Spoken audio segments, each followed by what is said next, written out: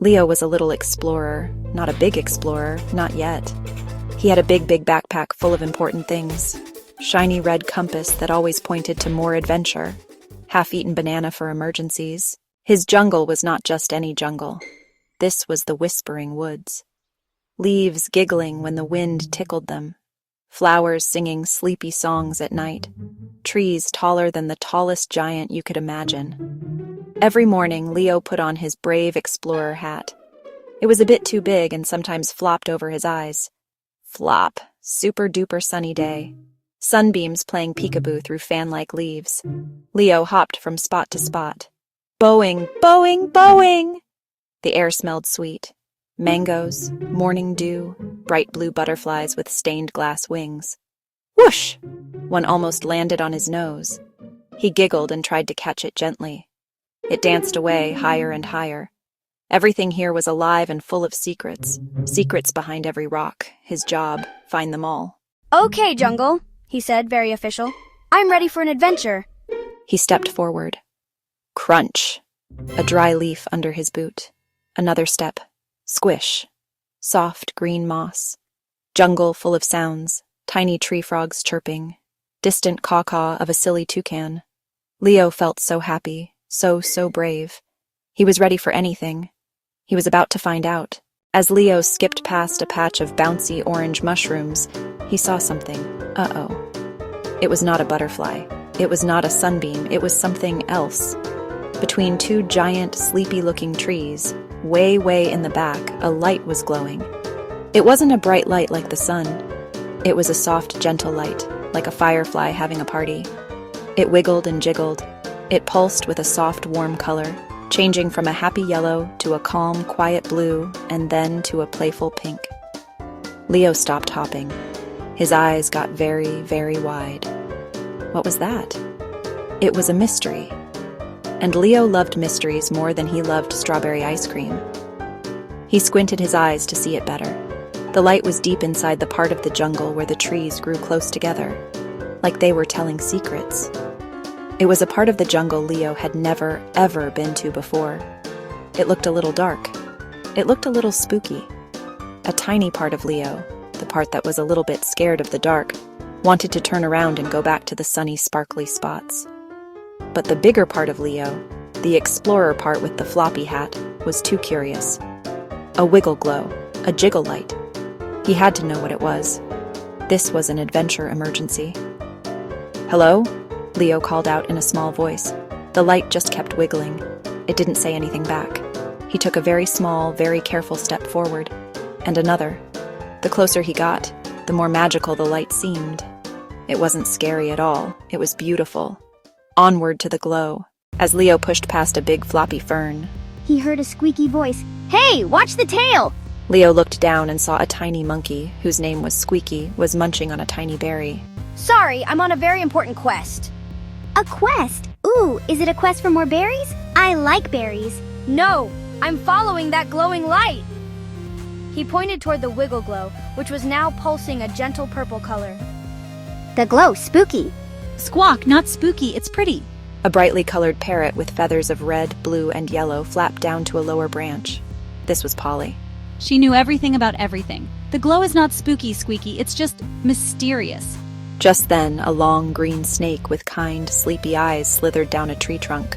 So, a little explorer is going to the glow. This was Silas, the snake. He moved slowly and thought slowly, but he was very wise. The path is tricky, full of twists and turns. What a team! Will you help me? Squeaky immediately hid behind a leaf. Of course, an adventure needs a guide who can see from above. I can show you the low paths, the ones hidden under the roots. And I can check for berries along the way. Leo grinned. He wasn't scared anymore. He had friends. A high-flying friend, a low-slithering friend, and a berry-finding friend. Okay, team, let's go to the wiggle glow. Polly took off with a mighty flap. Squeaky scrambled onto Leo's backpack, and Silas began to slither ahead, leading the way. The adventure was getting bigger and better. Silas was right.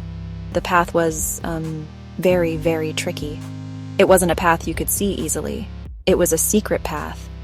Silas slithered under giant tangled tree roots that looked just like sleeping wooden dragons. Follow me. Leo would have to crawl on his hands and knees to get through the little tunnels. It was dark under the roots. Squeaky, perched on his backpack, would chatter and tell jokes. That made it feel a whole lot less spooky. Why did the monkey fall out of the tree? Because it was asleep. Leo giggled too, his voice echoing in the root tunnel. It was like a secret clubhouse just for them. Sometimes the path disappeared completely. It would just, stop. Squawk, to the left, to the left! But that's when Polly would help. She would call from high up in the canopy, where she could see everything. There's a bridge made of a big fallen log. Leo would look, and sure enough, there would be a mossy old log crossing over a little babbling brook. He would have to walk very carefully, putting one foot in front of the other. Squeaky would hold on tight to his backpack, squealing with a mix of fear and excitement. Leo felt just like a real tightrope walker in a jungle circus. Along the secret path, they made all sorts of fun discoveries. They found a patch of flowers that glowed softly when you sang to them. Leo sang "Twinkle, Twinkle, Little Star," and the flowers bloomed with a soft white light. Squeaky found a vine that, when you pulled it, made a funny bowing sound. The vine rained down sweet-smelling flower petals.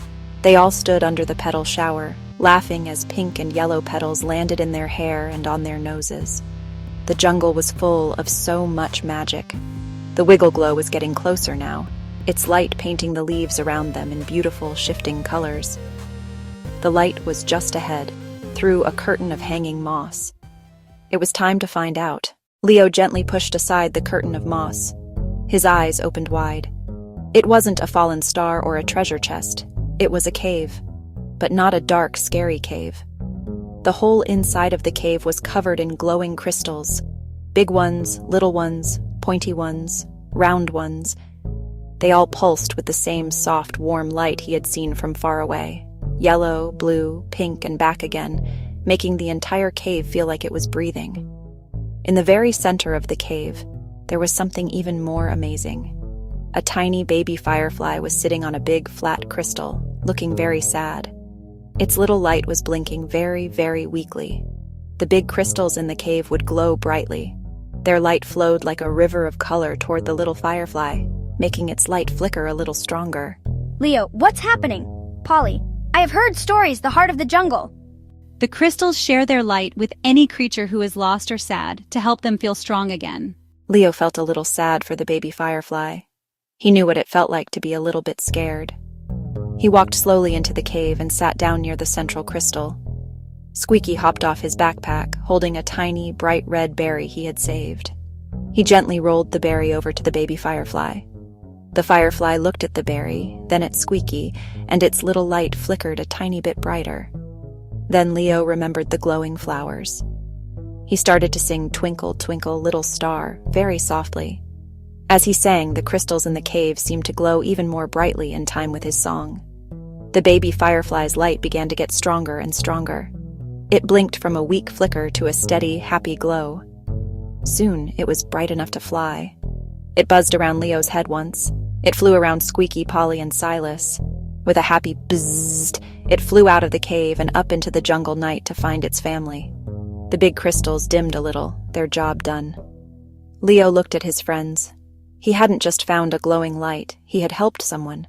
He learned that being brave wasn't about not being scared. It was about helping others, even when you are a little scared yourself. And honestly, doing it with friends was the best adventure of all.